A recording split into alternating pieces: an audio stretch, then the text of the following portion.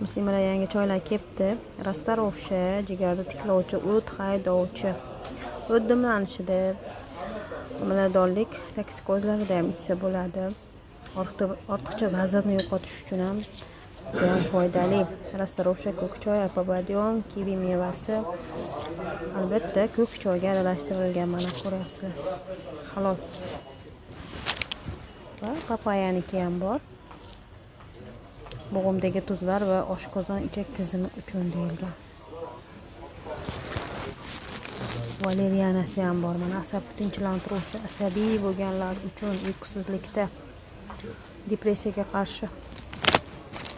Va undan tashqari buyrak va siydik yo'llarida sistit bo'lgan ayollarimizga ham juda ham foydali. Shishlarni qaytaradi. Buyrak tosh kasalliklariga foydasi juda ham yaxshi.